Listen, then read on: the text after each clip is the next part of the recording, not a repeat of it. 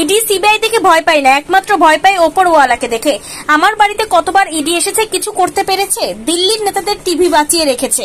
কিন্তু আমরা মানুষের হয়ে কাজ করি। আমাদের দলেও এক দুটো পাল্টি বাদ ছিল। কেই যেন নাম, তার অবজারভার ছিল মালদার। নাম না করে শুভেন্দু এবং অমিত শাহকে মালদার ইংরেজ বাজার 21শে জুলাইয়ের প্রস্তুতি সভায় যোগ দিয়ে বললেন মন্ত্রী ফিরহাদ হাকিম। হয়ে গেছে বিজেপি, আমাদের দু চারটে পাল্টি বাজ আছে। ওই একটা আপনাদের এখানে যে কি যেন অবজারভার না কি ছিল, যাই হোক সেই কথা বলছি যে আমরা স্টেট কার্ড লড়াই করি, স্টেট কার্ডে খেলি, কোনো কারচুপি নেই। আমি দুবার, একবার অ্যারেস্ট হয়েছি, একবার আমার বাড়িতে প্রায় রেড হয়, প্রায় রেড হয়। কোন জীবনে অন্যায় করিনি, আজও বলি ব্যবসা করে খাই। কিন্তু অমিত শাহ ভাবছে শুভেন্দুকে যদি পাল্টি করাতে পারি, ববিকে কেন পাল্টি করাতে পারবো না?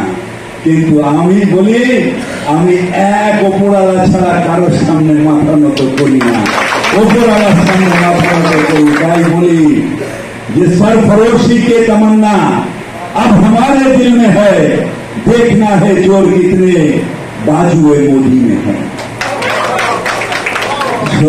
গলা কাটানোর ইচ্ছা আমার মনের মধ্যে আছে।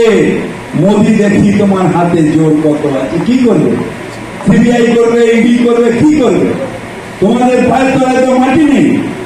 এখানে তো আমাদের কর্মীরা চারিদিকে ঘুরে আছে, টিভিতে বেঁচে আছে, টিভিতে বেঁচে আছো। টিভি যদি না দেখায়, বিজেপির কর্মী আছে, নেতা আছে, কেউ আর মনে রাখবে না।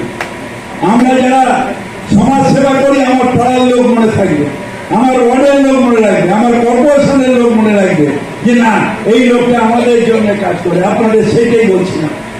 কিন্তু টিভিতে যারা বেঁচে থাকে তাদের আয়ু বেশি দিন থাকে না, তাদের আয়ু বেশি দিন থাকে না, টিভিতে বেঁচে রয়েছে। এটা আমাদের কাছে একদিক দিয়ে অ্যাডভান্টেজ। তাই আসুন। Bureau report, news for Bengal. This channel does not promote or encourage any illegal activities. All contents provided by this channel is meant for educational purpose only.